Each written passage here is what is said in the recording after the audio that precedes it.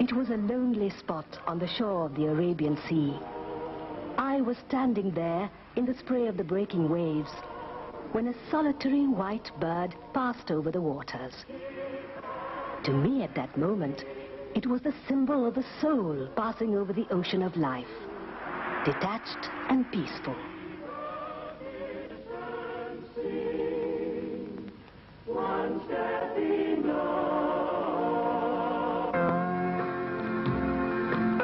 England in the closing years of the last century. Here in 1892, a young girl saw for the first time the light of day. Her name, Madeleine Slade.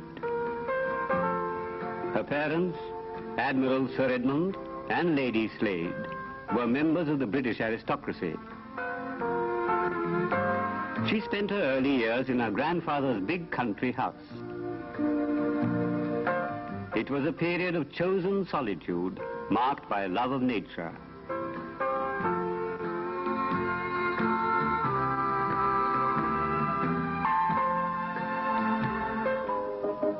In her mid-teens, she heard the music of Beethoven for the first time and fell in love with it. It was a love which was to last throughout her life. My whole being stirred and awoke to something which had remained unknown to me consciously till then. At about this time, her father's official duties took him to India. They moved to Bombay. India had meant nothing to me but a life of social functions and formalities which did not appeal to me at all. The real India, which was to draw me to herself in the days to come, I had neither seen nor sensed. The highlight of this visit was the coronation darbar of George V in 1911. Returning to England, she devoted herself to reading and study. Beethoven's life and music absorbed her. Her spirit was illuminated. She became a spirit in search of a spirit to serve. Her service to Beethoven took the form of organizing concerts of his music in England. After the First World War, she made two pilgrimages. One to Bonn, Beethoven's birthplace, another to Vienna, where he had spent the best years of his life. Beethoven's music led her to Switzerland to meet the renowned French writer Romain Rolland.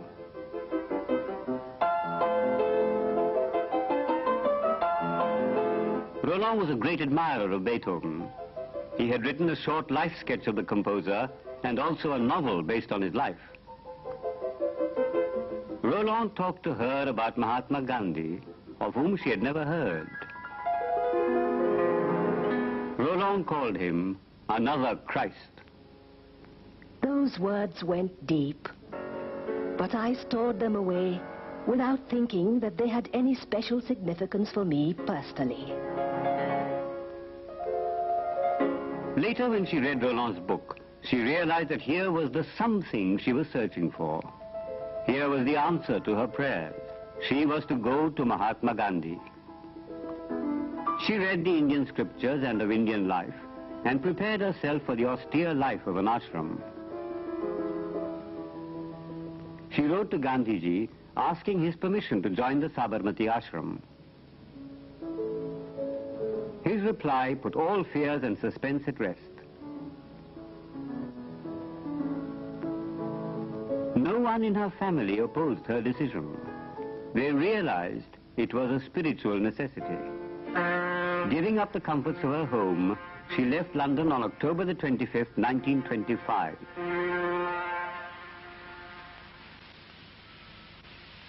"12 days later, she landed in Bombay. She then went to Ahmedabad. From Ahmedabad station, Sardar Patel and Mahadev Desai escorted her to the ashram.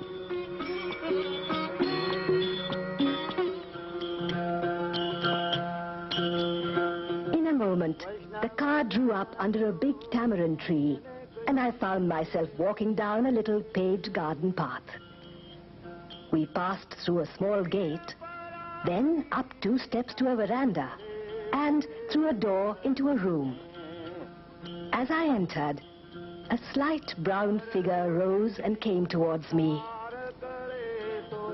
I fell on my knees. Hands gently raised me, and a voice said, "You shall be my daughter." So began a soul's pilgrimage. Gandhiji gave her the name Miraben. She slowly settled down to ashram life and her new duties.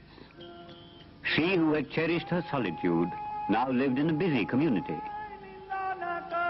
From the strict ashram life to the Congress session at Kanpur was quite a contrast. For the first time, Miraben was exposed to India's political aspirations. Eager to be fully assimilated into the ashram way of life, Miraben took a vow of celibacy, had her hair cut, and donned Indian clothes.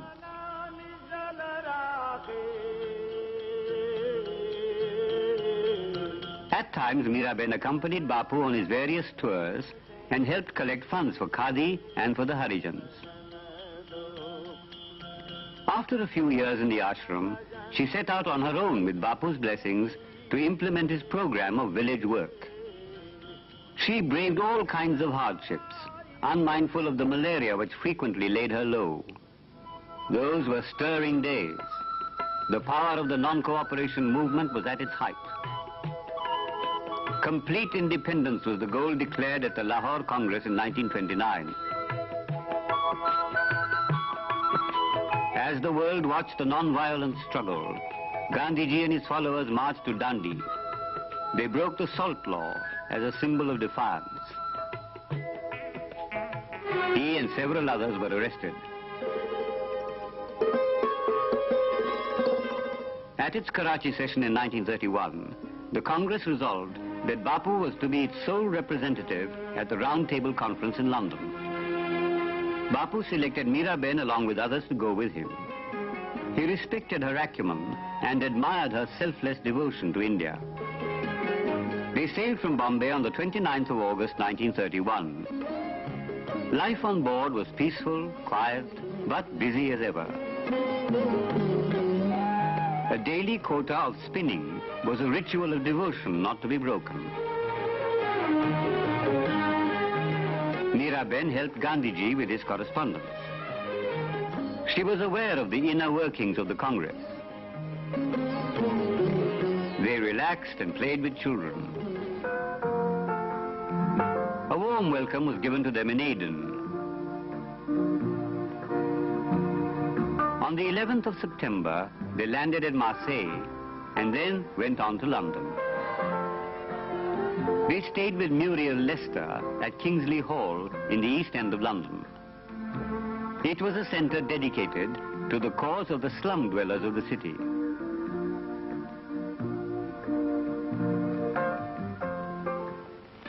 I am thankful that I got this opportunity of being surrounded by these happy children and seeing the homes of the poor. Throughout this trip, in fact throughout her life, Miraben served Bapu virtually as his personal assistant and confidant. She tirelessly attended to all his daily needs. St. James Palace, venue of the Round Table Conference. Gandhiji once again reiterated India's demand for absolute independence. They went to Lancashire and met the mill workers and owners.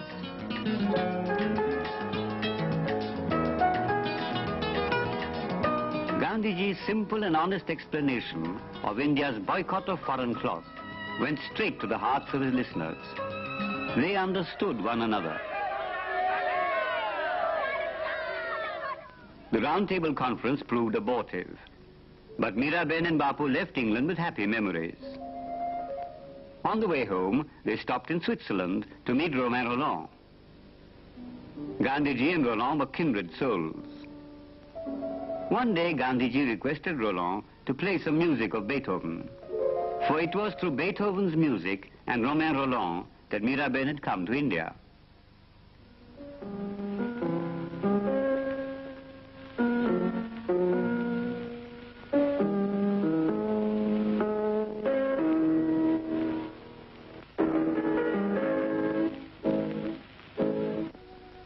From Switzerland, they went to Italy.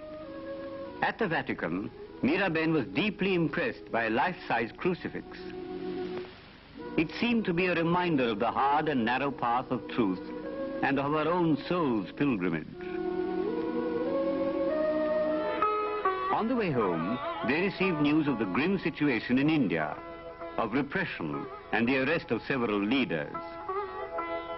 In Bombay, meeting at Mani Bhavan, the Congress Working Committee discussed the political situation in the country. Gandhiji gave a call for civil disobedience. Immediately, he and several others were arrested.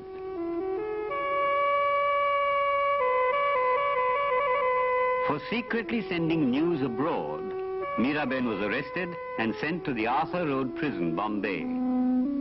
This was only the first of the repeated prison terms she served in the cause of India's freedom. Sarojini Naidu, Kasturba, Kamla Devi, and several other women were also lodged here. In prison, Miraben devoted her time to reading and spinning. With Bapu, she kept up a regular correspondence. He guided her, he scolded her, he praised her selflessness. These letters were her most treasured possessions. In 1934, she journeyed to England. She spoke to the people about Indian independence. She met Lord Halifax, Winston Churchill, and other leaders. She went to America to talk about non-violence. She met Mrs. Roosevelt and other friends of India. Back in India, Miraben once again took up her work in the villages. Despite frequent bouts of malaria, she devoted her time to Harijan welfare in the villages around Wardha. At her suggestion, Jamnalal Bajaj built a special cottage for Bapu at the new Sevagram ashram, Sabarmati having been disbanded earlier. Once, recovering from illness, she went to Dalhousie. Here, face to face with the mighty Himalayas, she found the inner peace and freedom for self-expression, which was her constant quest. 1942. The war had come to the very doors of India. Political tension in the country had mounted. A crisis was inevitable. Bapu sent Miraben to the Viceroy, Lord Linlithgow, to explain in person the meaning behind the Quit India campaign. The 8th of August 1942, the Quit India resolution was passed. Do or die was the dictum Bapu gave to the non-violent soldiers of freedom. There was a spontaneous response all over the country. Early next morning, Bapu, Miraben and several others were arrested and sent to the Aga Khan Palace in Pune. Mahadev Desai and Kasturba passed away during detention. 2 years later, all the leaders were released. Miraben went with Bapu to Juhu in Bombay to rest and recover. The sight of the sea and the waves brought her relief, and once again, as in the Himalayas, a sense of inner strength and peace.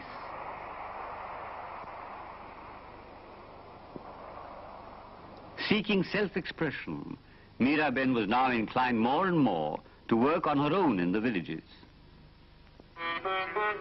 With Bapu's encouragement, she set up a center near Hardwar and called it Kisan Ashram. Here she worked with the villagers. She taught them better methods of farming. As the work of the Kisan Ashram expanded, she handed it over to the government and moved to new pastures. Near Rishikesh, on the banks of the Ganga, she established a new cattle development center, Shuluk, for the service of the...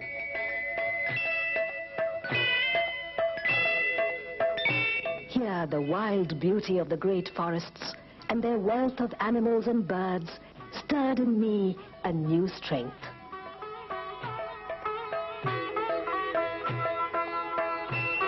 Meanwhile, the political situation in the country had deteriorated. Communal hatred had spread. Riots had broken out in many places. Division of the country seemed inevitable. The 15th of August 1947, freedom came to India. A new era had dawned. But for Bapu, it was a day of sorrow. Though deeply worried and anxious about Bapu and the tragic developments in the country, Miraben continued with her work at Pashulok. Over the years, it had grown into a large center for horticulture and animal husbandry, visited by many people.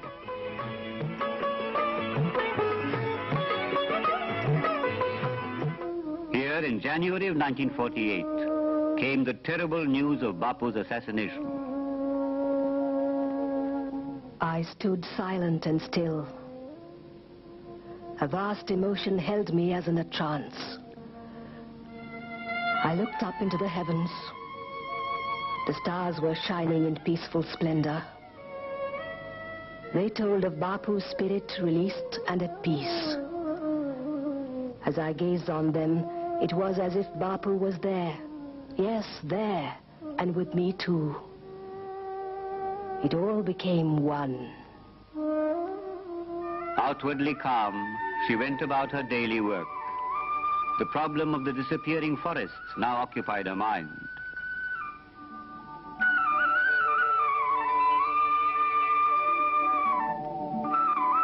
Finally, giving up all work, she retired to a small cottage in Tehri Garhwal, in the foothills of the Himalayas.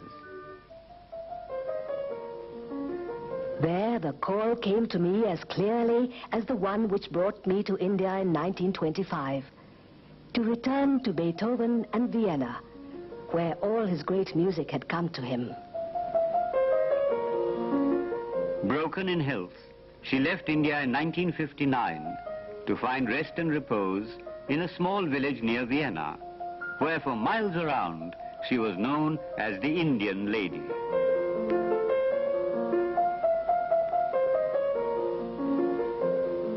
Here, while following what she once regarded as her true calling of serving Beethoven, she nevertheless kept in touch with India's problems.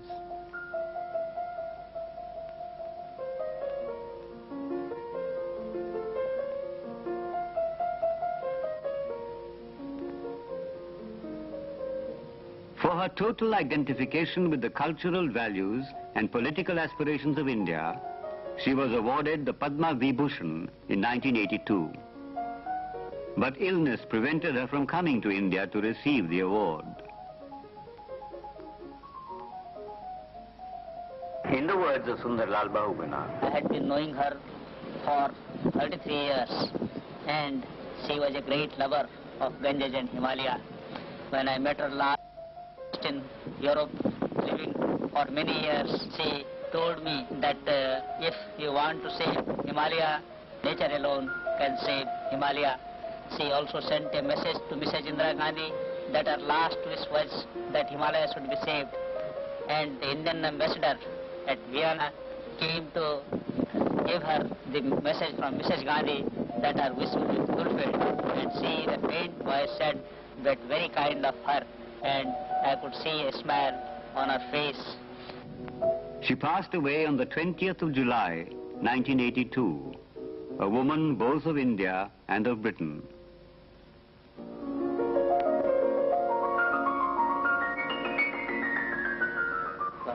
Hers had been a life dedicated to the service of two great souls with lofty ideals, Bapu and Beethoven. A part of her ashes was strewn around Beethoven's monument at Baden.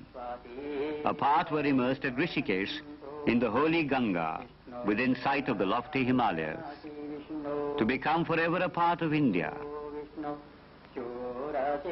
of the people to whom she had given her selfless devotion.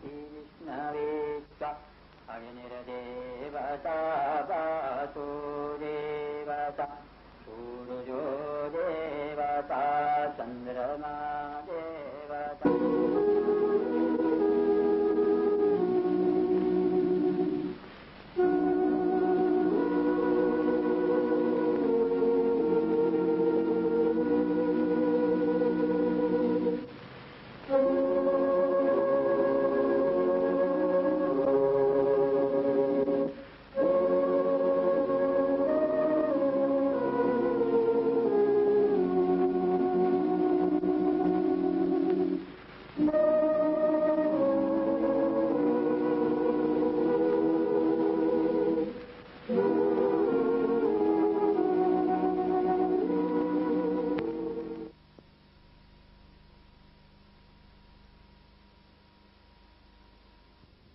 1892, a young girl saw for the first time the light of day. Her name, Madeleine Slade. Her parents, Admiral Sir Edmund and Lady Slade, were members of the British aristocracy. She spent her early years in her grandfather's big country house. It was a period of chosen solitude, marked by a love of nature.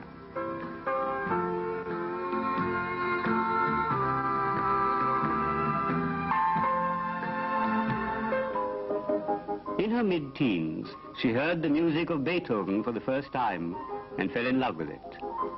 It was a love which...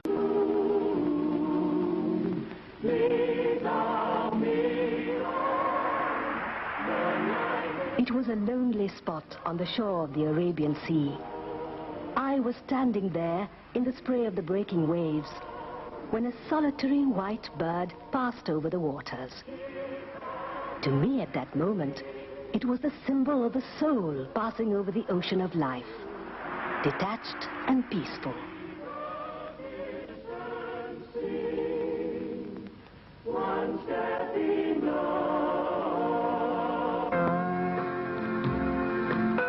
England in the closing years of the last century.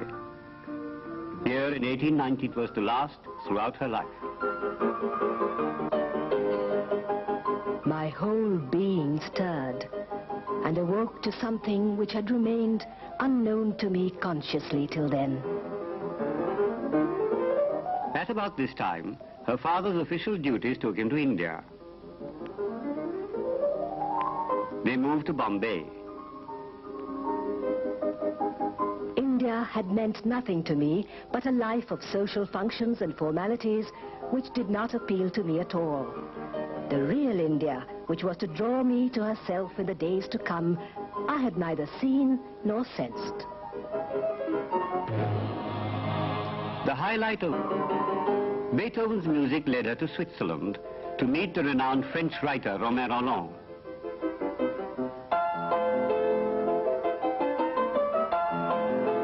Rolland was a great admirer of Beethoven. He had written a short life sketch of the composer and also a novel based on his life. Rolland talked to her about Mahatma Gandhi, of whom she had never heard. Rolland called him another Christ. Those words went deep, but I stored them away without thinking that they had any special significance for me personally. This visit was the coronation darbar of George V in 1911. Returning to England, she devoted herself to reading and study. Beethoven's life and music absorbed her. Her spirit was illuminated. She became a spirit in search of a spirit to serve. Her service to Beethoven took the form of organizing concerts of his music in England. After the First World War, she made two pilgrimages. One to Bonn, Beethoven's birthplace. Another to Vienna, where he had spent the best years of his life.